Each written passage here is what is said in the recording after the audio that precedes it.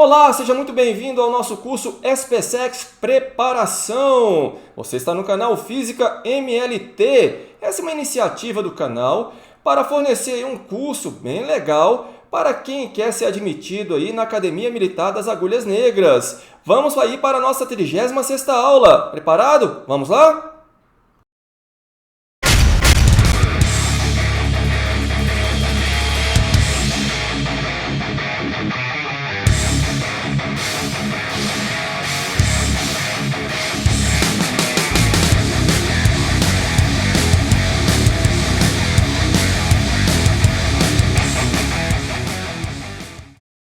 Nessa aula, nós vamos começar aí o estudo da calorimetria.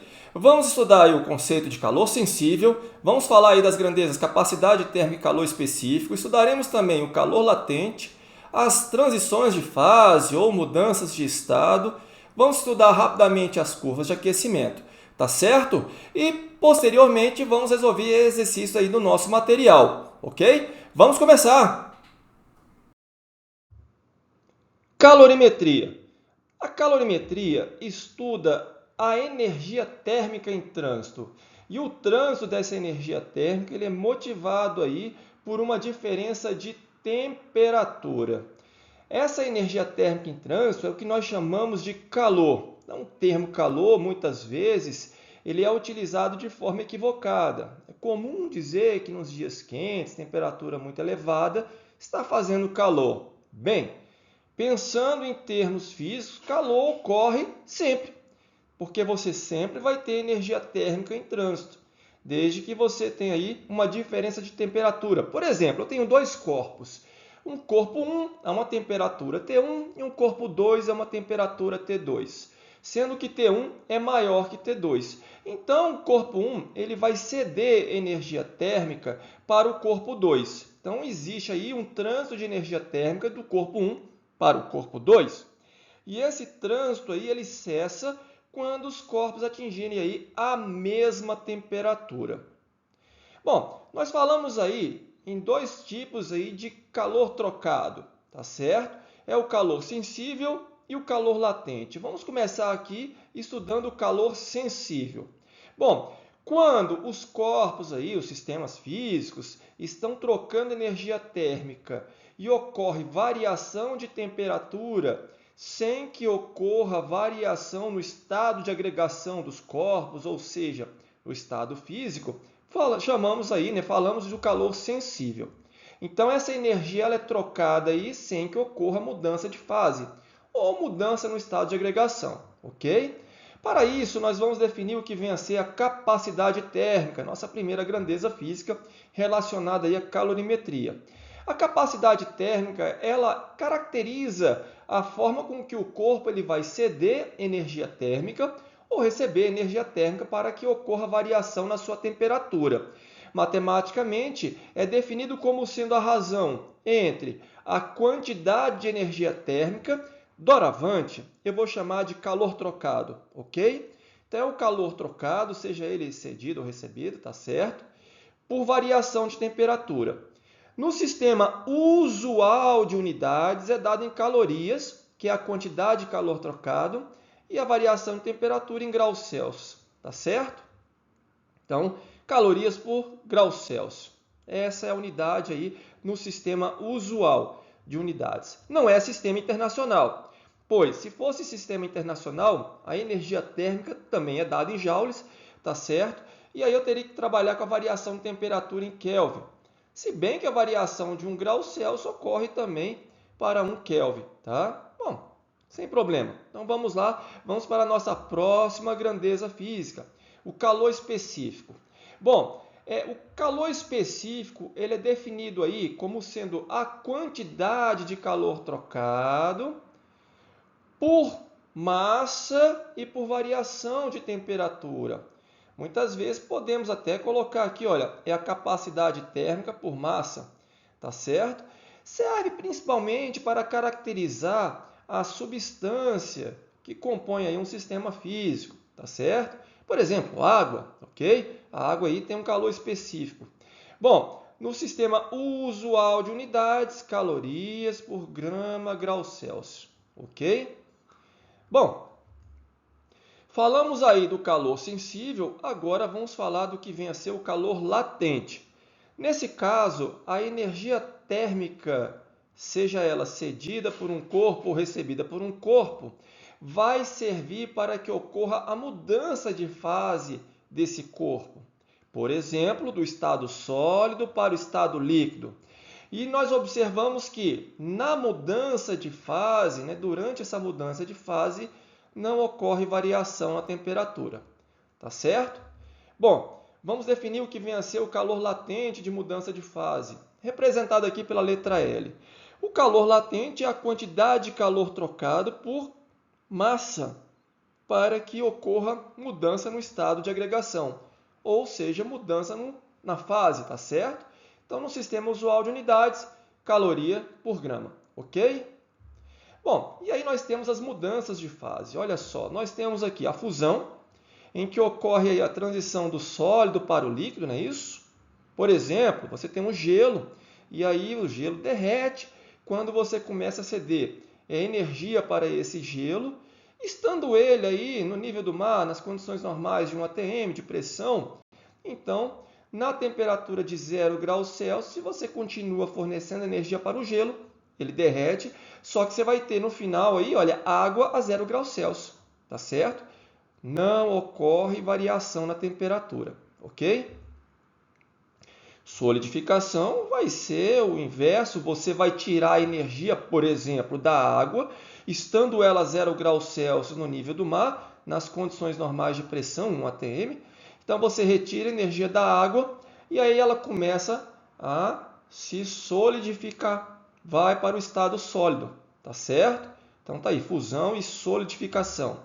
Temos também a vaporização, a transição do estado líquido para o estado gasoso e temos também a condensação ou liquefação, que vai ser aqui, olha, o inverso da vaporização, você tem aí a transição do estado gasoso para o estado líquido.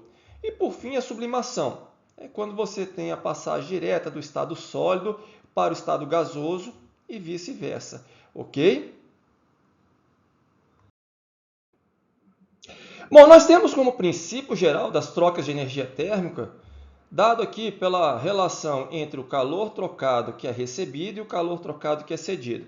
Imagine que eu tenho aí dois corpos. Novamente, o corpo 1 a uma temperatura T1 e o corpo 2 a uma temperatura T2, ok? E esses dois corpos estão isolados do resto do universo, pelo menos isolados no que se refere aí à troca de calor, ou seja, não sai calor do sistema 1-2 e nem entra calor para o sistema 1-2. Então, eles vão trocar calor entre eles, tá certo? Ainda que ocorra variação aí no estado de agregação, o fato é que a quantidade de calor recebido por um sistema, por um corpo, por exemplo, o corpo 2, que está a uma temperatura menor, vai ser igual, só que com sinal oposto, ao calor cedido pelo corpo 1, tá certo? Tanto que a soma desses calores aí, olha, o calor recebido e o calor cedido tem que ser igual a zero. Tá certo? Não necessariamente dois corpos, você pode ter vários corpos isolados aí do resto do universo, ok? Não existe troca de calor entre esses corpos e o resto do universo, então eles só podem trocar calor entre eles. Então, o calor cedido mais o calor recebido tem que ser igual a zero, tá certo? Vamos falar das curvas de aquecimento. Então, vamos lá, vamos pegar aqui um gráfico e estudar aqui, olha, a curva de aquecimento de uma dada substância, ok? Olha, inicialmente aqui nós temos a substância no seu estado sólido, tá certo? Você fornece energia térmica, ou seja, você fornece calor para essa substância. Então ela sai aqui, olha, da temperatura inicial aqui e vai até uma temperatura final. Nesse caso aqui, a temperatura final, olha, é a temperatura de fusão dessa substância, ou seja, se a partir daqui você continuar fornecendo energia, essa substância ela vai mudar o seu estado de agregação, tá certo? E ao caso, nós vamos continuar aqui fornecendo energia para essa substância. Repare que essa substância recebe energia, não varia a temperatura, no entanto, o que ocorre aqui é a fusão dessa substância, tá certo? Uma vez que você consegue fundir toda a substância, se você continuar fornecendo energia para essa substância, que agora está no estado líquido, ela vai aumentar a temperatura, tá certo? Aumentando a temperatura, ela pode chegar aqui até a sua temperatura de ebulição. O que significa isso? Que agora você tem líquido a uma temperatura de ebulição. Se você continuar fornecendo energia térmica para essa substância, ela sai aqui do seu estado líquido e aí começa a entrar no estado gasoso. Repare que ao longo da transição de fase não tem variação de temperatura. Chegando aqui, olha, se você conseguiu vaporizar, vamos dizer assim, transformar em gás a substância que estava no estado líquido, se você continuar fornecendo energia para essa substância, o que acontece? Ela sai aqui da temperatura de ebulição e vai aumentar aqui a sua temperatura. Tá certo? Bom, nós basicamente falamos dos três estados aí bem conhecidos, o sólido, o líquido e o gasoso. Tá? Você poderia até se perguntar, e se eu continuar fornecendo energia para essa substância? Aí o que acontece aqui não é exatamente uma transição de fase aí para o chamado quarto estado da matéria, né? Que é o plasma, tá certo? Não tem aí uma transição bem específica, como ocorre aqui, por exemplo, do estado líquido para o estado gasoso, tá? Existem até outros estados de agregação, por exemplo, o estado intermediário entre o sólido e o líquido, que nós temos os colóides. Tá? Mas eu não vou entrar nesse assunto, nós só vamos ficar basicamente com os três estados conhecidos. Repito, sólido, líquido e gasoso, ok? Bom, então olha aqui, na região 1 aqui do gráfico, o que nós temos? O sólido, tá? Então aqui o que reina é o calor sensível. Agora, já na região 2, nós temos sólido e líquido. E aqui o que reina é o calor latente, que está ocorrendo a fusão dessa substância. Já na região 3, nós temos o calor sensível novamente, variação de temperatura, tá certo? Já na região 4, calor latente, porque nós temos aqui líquido. Olha, o termo melhor, o termo mais correto é gás. Embora muitas vezes se confunde aí, chamando vapor como se fosse gás, tá certo? Mas tudo bem, podemos até aceitar o termo vapor. Isso porque o gás você não visualiza, o vapor sim. Então o vapor é uma leve condensação do gás, tá certo? Mas tudo bem, podemos aceitar, vamos tolerar esse termo aí de vapor como se fosse sinônimo de gás, ok? Finalmente aqui, olha, na região 5, calor sensível, tá certo? Bom, repare o seguinte, para uma dada temperatura aqui, olha, por exemplo, vamos pegar aqui, nós temos aqui a fusão dessa substância. O calor latente de fusão é o oposto do calor latente de solidificação para essa dada substância, tá certo? É porque a fusão, olha, você vai fornecer energia e na solidificação você vai tirar energia dessa substância, ok? E claro, para a vaporização e para a condensação ocorre algo semelhante, tá certo? Vamos lá, vamos trabalhar, vamos para os exercícios. Página 33 aí do nosso material, questão de número 13. Espero que você tenha lido aí o enunciado com bastante atenção. Então vamos lá. Calor sensível, ok? Variação de temperatura. Então, eu posso escrever, a partir da definição ali do calor específico, que o calor trocado, o calor sensível, vai ser igual a massa vezes o calor específico vezes a variação de temperatura. Que macete, né? Famosa frase. Então, nós temos aí os dados que foram fornecidos no enunciado, só substituir e efetuar aí as multiplicações, nós vamos encontrar aí o calor trocado igual a 3.600 calorias, o que me dá como resposta a letra E. Ok? Próxima questão, também aí da página 33, é o exercício de número 14. Bom, eu peço escusas para vocês, pois nesse exercício ficou aí um dado equivocado. Então, aonde você lê aí 2,016 vezes 10 elevado a 9 joules, leia-se 2,016 vezes 10 é 18. Esse é o valor correto. Tá certo? Então vamos lá, vamos para a solução dessa questão. Espero aí que você tenha lido o enunciado e corrija esse equívoco, por gentileza. Peço minhas escusas mais uma vez. Então vamos lá. Olha só, Eu não comentei antes, mas vale a pena comentar agora. Repare o seguinte, no sistema usual de unidades, a quantidade de calor trocado, nós utilizamos a caloria, com C minúsculo, tá? Porque com C maiúsculo vale 1000, tá certo? Ou seja, uma caloria com C maiúsculo equivale a 1000 calorias com C minúsculo. Ou 1 quilocaloria, se você preferir. Mas no sistema internacional de unidades, uma caloria equivale a 4,2 joules, tá certo? Então, muitas vezes você pode ter o calor trocado sendo dado em joules, então você já tem aí a forma de fazer a conversão.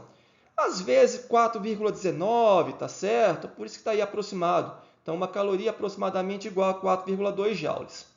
Bom, olha só o que acontece. Temos também aí o calor sensível. Então, a quantidade de calor total para que ocorra variação de temperatura dessa quantidade aí, dessa substância, no caso água, vai ser igual à massa total de água.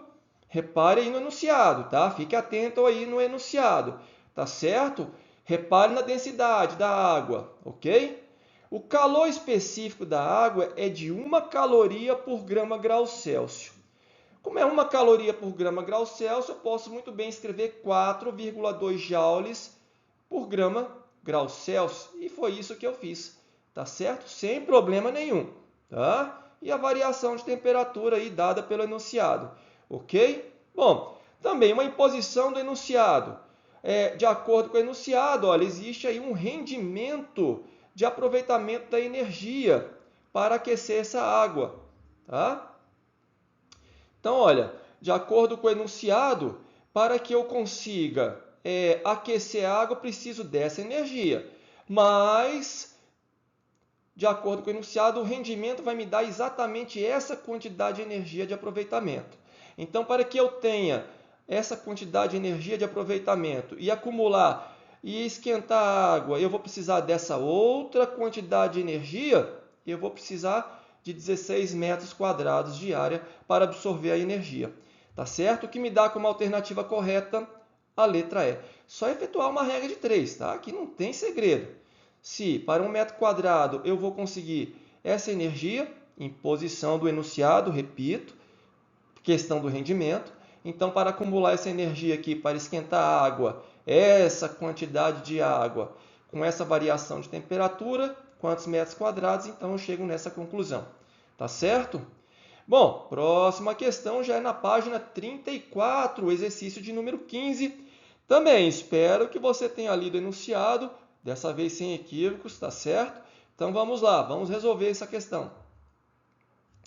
Como nós falamos anteriormente, né, a quantidade de calor cedido mais a quantidade de calor recebido tem que ser igual a zero, tá certo? Bom, então nós temos aqui a massa da substância 2, calor específico da substância 2, vezes a variação de temperatura da substância 2, mas repare que agora eu estou escrevendo para essa outra substância, que é o calorímetro, né? M vezes C como sendo a capacidade térmica. Estão lembrados da definição? Definimos esse C minúsculo aqui como sendo a capacidade térmica, C maiúsculo sobre a massa. Então, na hora de escrever o calor sensível aqui do calorímetro, eu posso muito bem pegar a capacidade térmica dele, né? Vezes a variação de temperatura. Mais a substância 1, que deve estar recebendo calor, vezes o calor específico dessa substância, vezes a variação de temperatura dessa substância, tudo isso tem que ser igual a zero. Tá certo? Bom, então vamos lá. Utilizando os dados que foram fornecidos no enunciado, nós temos aqui massa vezes o calor específico, não é isso? Variação de temperatura, repare aqui, olha, que a temperatura final é menor do que a temperatura inicial, então ele está cedendo calor, tá certo? Aqui, a variação de temperatura do calorímetro e aqui a variação de temperatura, olha, desse cidadão que deve estar recebendo. E também o calorímetro está recebendo, olha. Eles estão aqui, olha, sofrendo a mesma variação de temperatura. Positivo, não é isso? Isso significa que a temperatura final é maior que a temperatura inicial. Portanto, eles estão recebendo calor. Ok? Então, efetuando os cálculos, tá certo? Eles terão a mesma temperatura final, tanto o T2 quanto o calorímetro e a substância 1, a mesma temperatura final, vão atingir o equilíbrio térmico aí. Então, você vai encontrar o calorímetro com a capacidade térmica sendo dada aí por 20 calorias por grama, ok? O que me dá como alternativa correta a letra D. Muito comum aí, olha, tá vendo? 3 corpos, tá? 3 corpos trocando calor aí, isolados do resto do universo, ok? Então, eles só trocam calor entre eles. Não tem calor entrando nesse sistema nem saindo, tá certo? Terminamos por aqui. Para a próxima aula, vamos continuar resolvendo os exercícios do nosso material e também teremos questões extras referentes a esse assunto. É um assunto aí, está presente em diversos concursos militares na SpaceX, não é diferente, ok? Então eu te aguardo aí na próxima aula!